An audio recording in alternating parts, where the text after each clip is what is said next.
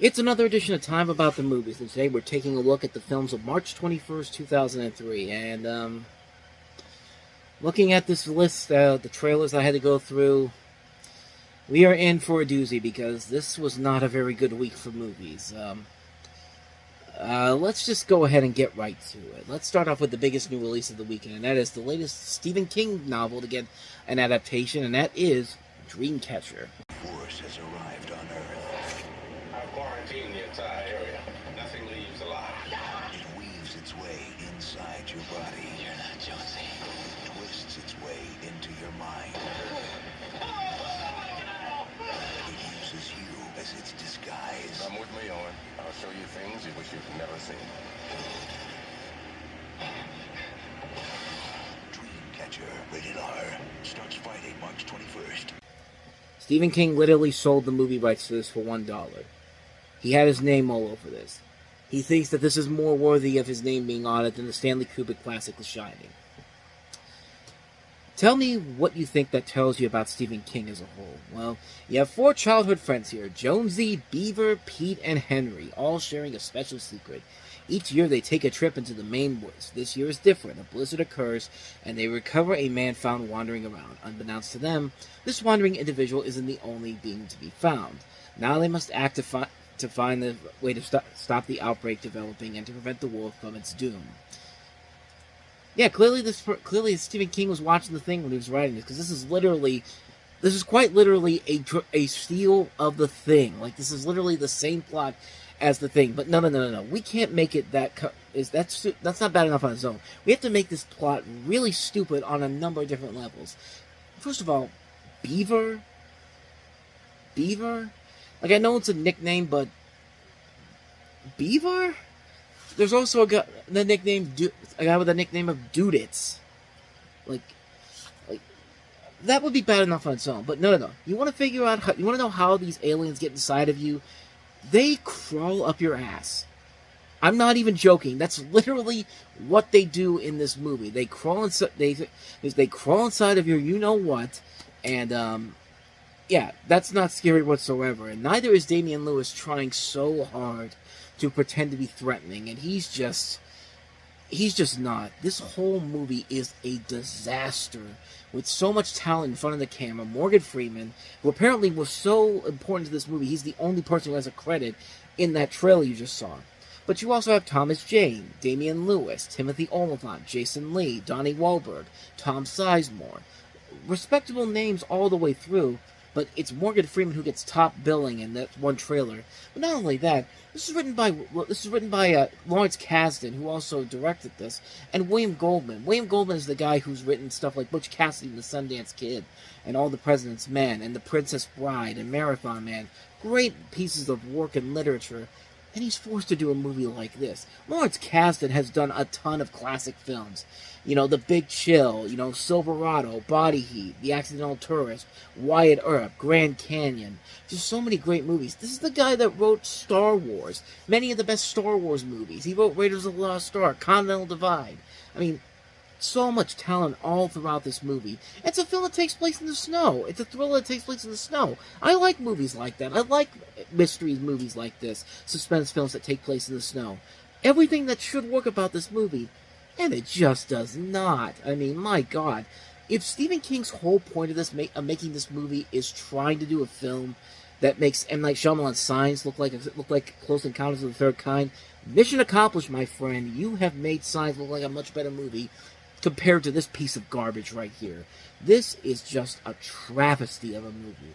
Just an unholy mess of a film, which they tried to trick you to go see it because, hey, let's try to get you in here. Let's put in one of the scenes from the Animatrix, one of the shorts from the Animatrix, Final Flight of the Osiris in front of it. Let's bring those people in there. Like, I mean, it would be a way to bring people into it because the Matrix is still popular. We were still looking forward to those sequels before we eventually got the sequels. We didn't know that the Animatrix was coming out shortly afterwards on DVD. It'd be cool to see it on the big screen, and you know what? That short's pretty awesome. It would have been cool to see it on the big screen. And then people probably would have walked out of the movie theater because this movie is fucking terrible.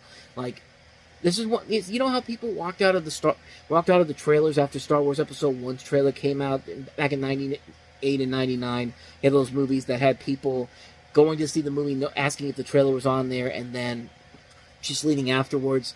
Like, I feel like that's what happened with this movie. They played that short, and then people knew exactly what they were heading into and said, let's get the hell out of here. I mean, because at that point you could still ask for your refund back, so no damage done at that point. But yeah, this is just a piece of shit, man.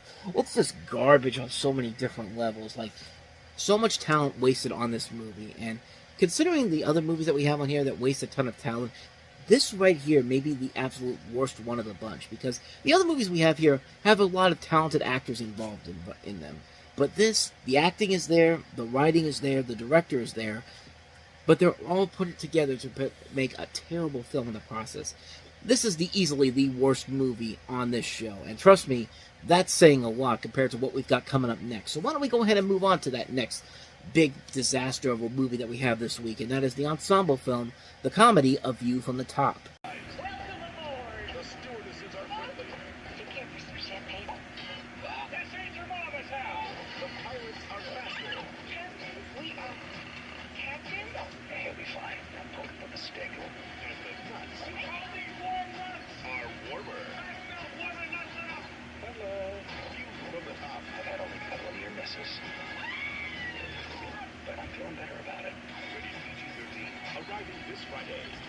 Behold another one of those unmitigated disasters that has the talent involved, but just not anything worthy of value to make it funny. I guess it's called View from the Top.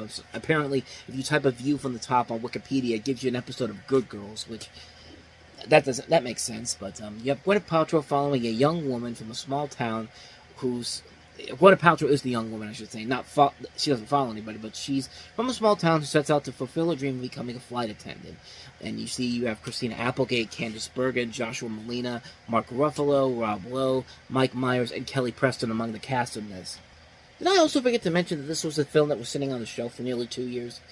Yep, it was one of those movies. It was a film that was originally supposed to come out on Christmas 2001, but because of the September 11th attacks, and there's a story in there that also involves a flight attendant on numerous planes, the release of the film eventually got pushed back, and so yeah, add that to another thing against the movie in general. In fact, Richard Ayoade, who wrote a book about called Ayoade on Top, talked about this particular movie and said that he said that Ayoade argues for the canonization of this brutal masterpiece, a film that celebrates capitalism in all of its victimless glory.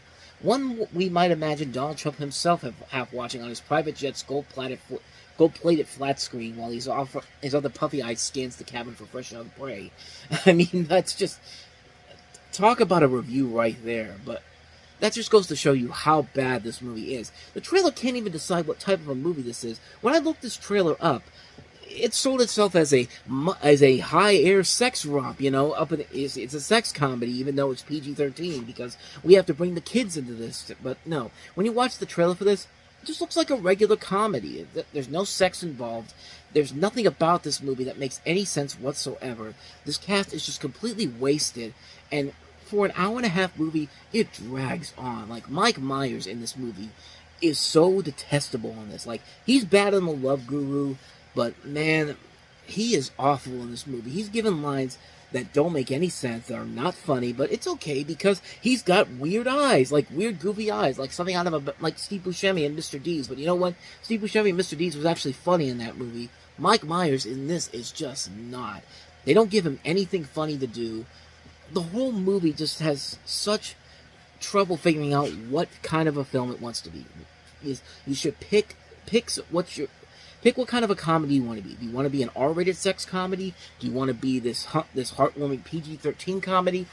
It can't decide because it's trying to do both of them, and it just does not work. It's a film that's a sloppy mess, a film that just has nothing of value to it whatsoever. And also does not that you have a director that probably had no idea what the hell he was doing. They got a Brazilian film director, Bruno Barreto, who had been working in the business for 30 years up to this point, and they gave this to a first-time writer, and they basically had to rewrite the script with the director of Just Friends and also College Road Trip, which that should probably tell you everything you need to know there about how this movie ends up working out for them. But yeah, it's just a sloppy mess of a film that has nothing of value to it.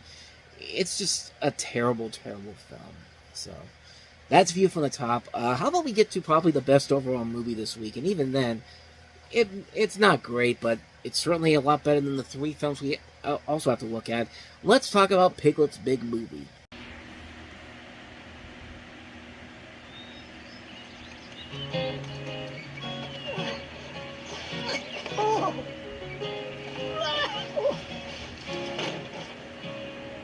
Deep in the 100-acre wood, where Christopher Robin plays, you'll find the enchanted neighborhood. Oh my goodness! Christopher's childhood days. See? Walt Disney Pictures presents It's me! Piglet's big movie. Are you ready? All I am is ready. Where is Piglet? Piglet? Where are you? Piglet's lost, We must have lost track of him after we got chased by the bees. and his friends won't rest Do you think he's gonna be alright? until they find him. I've got to help Piglet! Bounce this way. Coming only to theaters. Join the fun. You got your bounce back, eh? Share the feeling. It's wonderful. I tried to stop, but it's no use. And discover just how big great friends can make you feel. Piglet's big movie. Featuring new songs by Carly Simon. That's a wonderful idea, Pooh. So after the Tigger movie's success 3 years prior, they said, you know what, let's take this other movie that we had originally planned for a video release and blow it up on the big screen. Why not? Worked the first time around. But in Piglet's big movie, you have Piglet, being ashamed of being small and wandering off into the 100-acre wood, leaving his friends to form a search party for him. You have 3 flashback sequences that are actually based off the original A.A. Milne storylines. The first ones to do that since the Many Adventures of Winnie the Pooh and even Winnie the Pooh: A Day with Eeyore. And they are modified to make Piglet the hero, to include Tigger and to conform to Disney's version of the characters, but retain much of the original plots from the storylines. And besides the songs by Carly Simon, the Sherman Brothers music is also included here.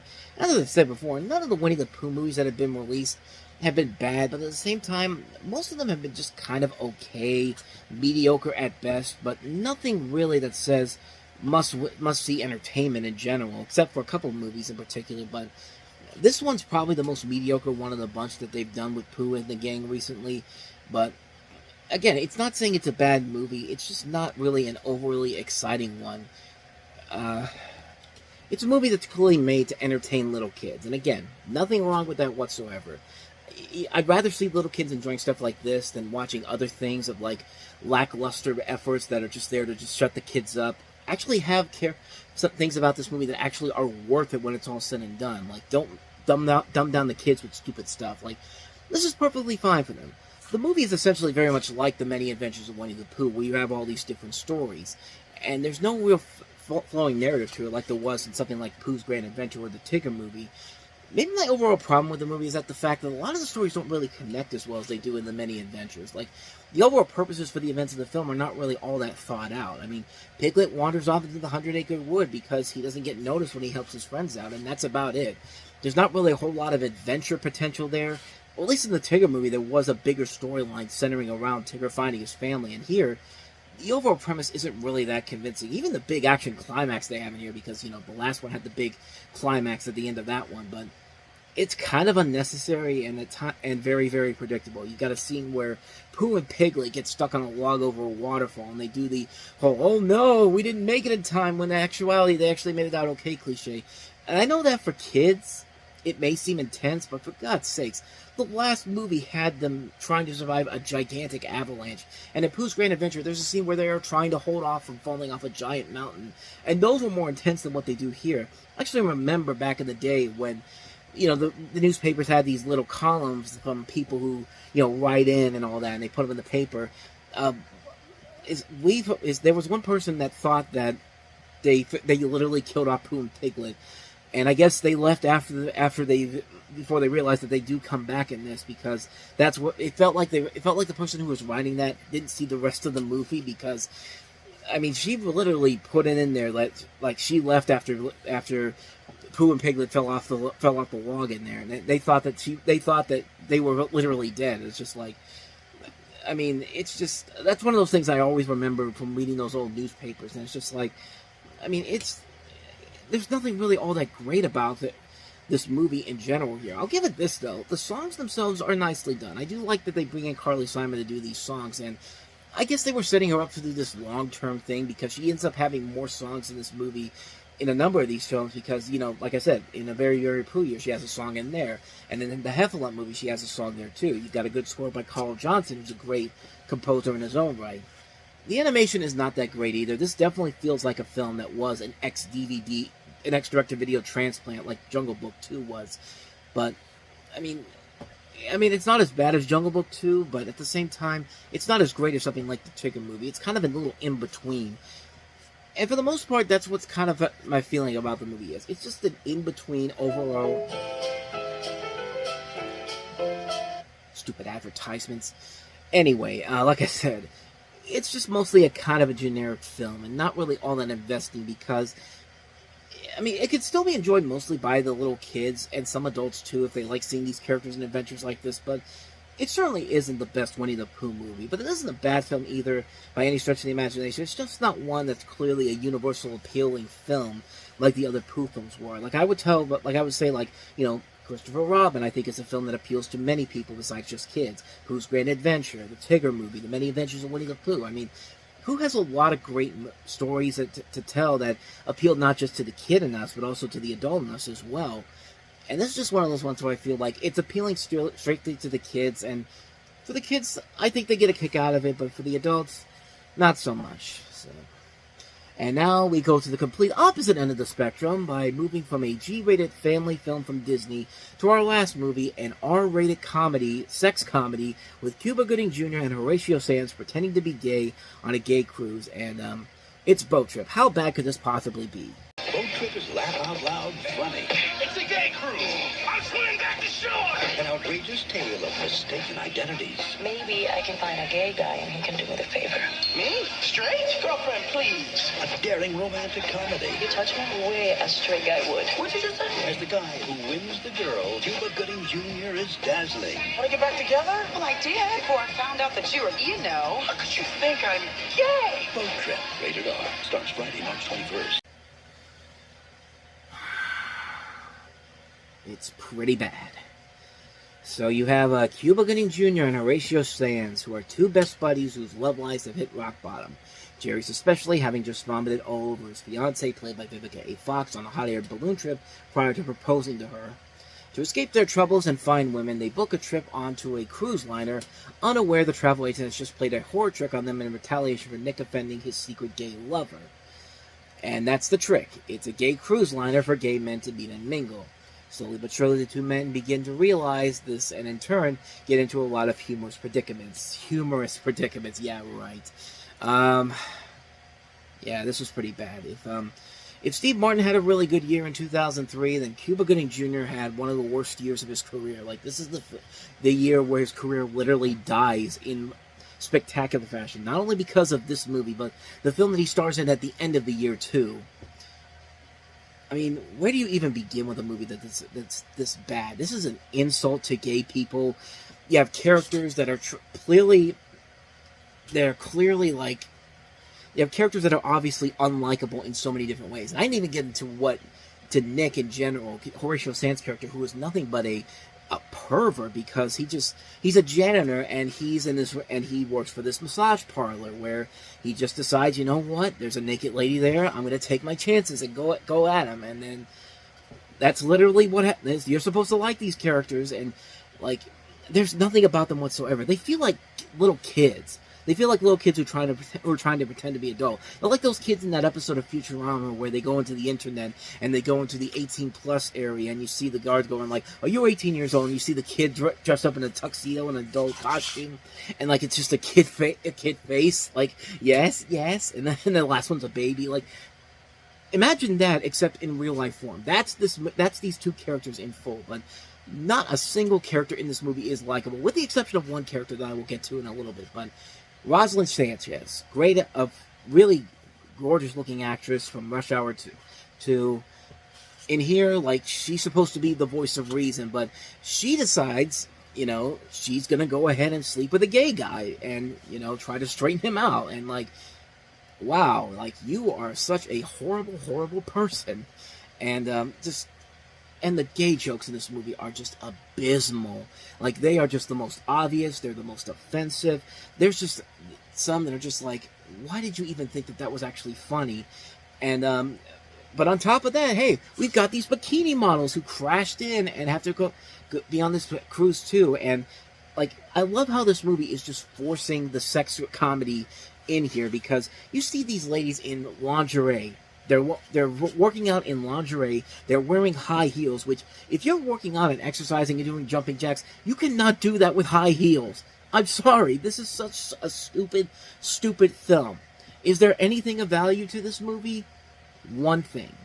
There's the one thing in this movie that I have to give Roger Moore a lot of credit for, because Roger Moore, the original James Bond, plays a guy who ends up kind of having a thing with Horatio Sands. And you know what?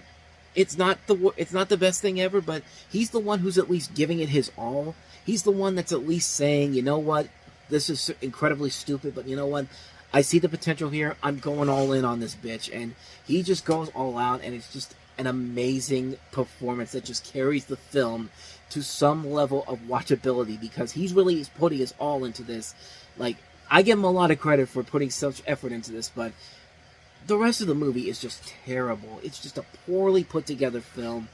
Like, it's a film that Cuba Gooding Jr. has no reason to say yes to this. Like, this is a film that he's above. He's an Academy Award winning actor, and he should be in something else that's much better suited for his talents than this piece of garbage right here. And then his next movie is Radio, and well, we'll see how that transpires at the end of the year. But that's bad, but I would say this is worse. This is absolutely worse. This is a terrible film, an unfunny piece of garbage, a homophobic movie, a film that offends gay people in general. It's just so sloppily put together. I can't believe a major studio put this out and thought they were going to make money off of this. It's inexcusable how bad this movie is. This is definitely one of the worst movies of 2003, maybe one of the worst comedies ever made. And trust me, that's saying a lot, because there have been a lot of really bad comedies, and this is right up there with some of the worst, easily. So yeah, I think it's obvious I should say that you should avoid Boat Trip like the plague. Well, that was certainly a fun way to wrap this week's episode of Time About the Movies up. Will we do better next week? Well, we've got Chris Rock and Bernie Mac at head of state. Okay, there's a possibility there. We have the disaster movie, The Core. Maybe, as long as Roland Emmerich's not involved, has maybe got a chance. And John Travolta and Samuel L. Jackson reuniting for the first time since Pulp Fiction in Basic. So, we're saying there's a chance. We'll see what happens when we meet back here next time. But until then, thank you so much for watching this episode of Time About the Movies. And if you want to see more videos like this, please hit the playlist on the next page. Check out the previous episode. And also don't forget to hit the like and subscribe button if you want to see more videos like this on this channel. So, with that said, I'm off. I will see you guys next time. And until then, as always, take care.